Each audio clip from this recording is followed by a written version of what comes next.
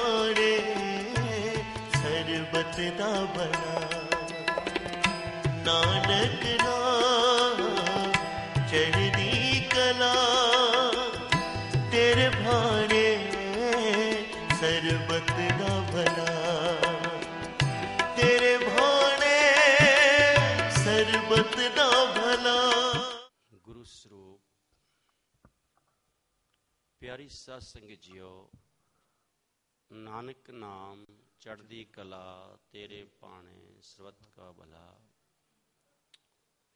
यह मशमून हजूर महाराज दर्शन दासी का उच्चारा हुआ है। महाराज दर्शन दासी अपने सुंदर उपदेश के जरिए हमें तमाम संसार के जीवों को समझाने की कोशिश कर रहे हैं।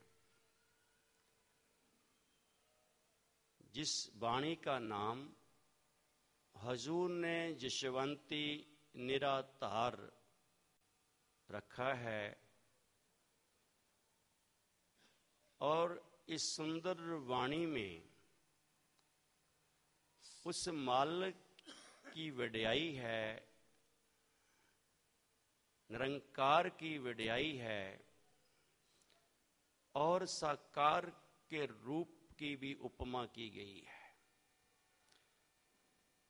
उस मालिक के नैनों की उपमा की गई है, और उसके शब्द की महिमा है इसमें। नैन निरंकार। अब नैन तो हम सबके हैं, लेकिन हमारे दो नैन हैं। जिन नैनों की तारीफ शायर कवि लोग अपने गीतों के जरिए, नज़्मों के जरिए, गजलों के जरिए करते हैं। जिन नैनों से हम संसार को देखते हैं, जिन नैनों से हम उस कुदरत की बहार को देखते हैं, खुशी को देखते हैं, महसूस करते हैं, गम को देखते हैं, जिन नैनों से हम संसार के पदार्थों को देखते हैं, बाजारों में जाकर के हर शय को देखते हैं, मगर जिन नैनों की बात हजूर ने अपनी वाणी के जरिए की है, वो नैन इलाही नैन है। वो नैन है जिनसे नूर बरसता है। वो नैन है जिस नैनों से रहमत मिलती है, जिस नैनों में से सुकून मिलता है, शांति मिलती है, जिन नैनों को देखने को जी चाहता है। वो नैन जिनके अंदर पवित्रता नजर आती है, जिनके अंदर खालिसपन नजर आता है, जिनके अंदर सुकून और सुरूर का एहसास होता है, खुमारी का एहसास होता है, तर्पण नजर आता है।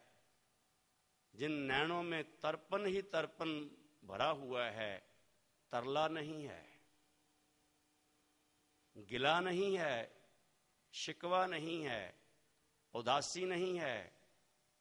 वो उदासी जो जगत के संसार की वस्तुओं को, पदार्थों को पाने के लिए जीव लालायित होता है, जब नहीं मिलती तो नैनों में से भी उदासी दिखाई देती है।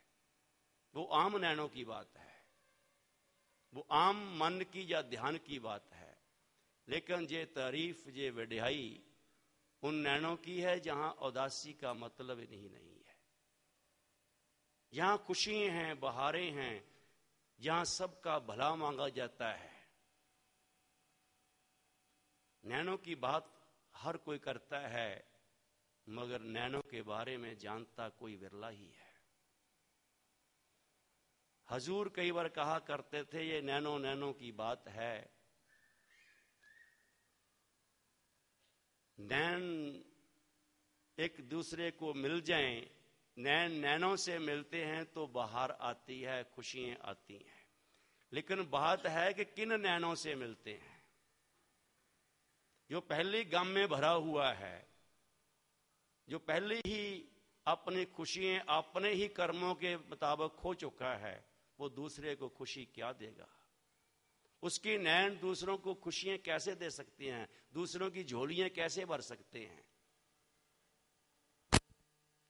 जिन नैनों में दया ही नहीं है, जिन नैनों में सत्य नहीं है, जिन नैनों में संतोख नहीं है, वो दूसरे को संतोख कैसे देंगे, दूसरे को सत्य कैसे देंगे। दूसरे के कष्ट नैनों के जरिए काट दी जाते हैं। लेकिन जिन नैनों की तारीफ है, वो नैन नैन होने चाहिए। वो नैन नूरी पैगाम देते हैं, वो इलाही पैगाम देते हैं। ये उन नैनों की बात है, ये परोपकारी नैनों की बात है, जिसके लिए कहते हैं कि परोपकारी जगत में, संसार में हमेशा ही रहता है किसी ना किसी रूप में। कि जन्म मरण दो में नाही, जन पर उपकारी आए, जिया दान दे भक्ति लायंत न हर्ष्यो नैन मिलाए। जिनके पास वो नैन है, वो पर उपकारी नैन, जो जन्म और मरण से जो रहित है, वो नैन उसके पास है। वो नैन ही दूसरे नैनों को नूर देता है, बरसाता है। सत्संग के जरिए, हरि कीर्तन के जरिए, साथ संगत के जरिए, साथ संगत में उस नूर की नैनों के जरिए ही बरसात होती है।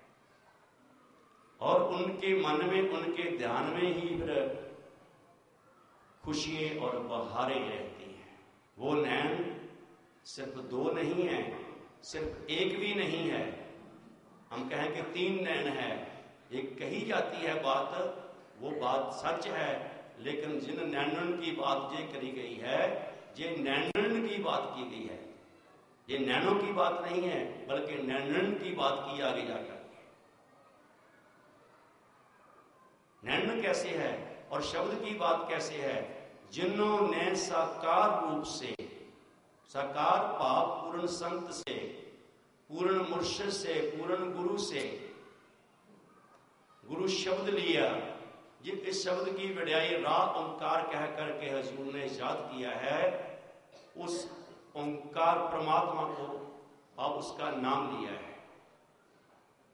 मगर ये समय के मुताबिक नाम शब्द जो अगले घर से पूर्ण महापुरुषों को मिलता है, वो समय के मुताबिक उनको देते हैं जिनके अंतर लेने की चाहत है, जिनके अंतर ये चाहता है कोई देने वाला मिल जाए, जिनकी झोली है लेने के लिए, उनको जाकर के वो शब्द दिया जाता है। सबको नहीं।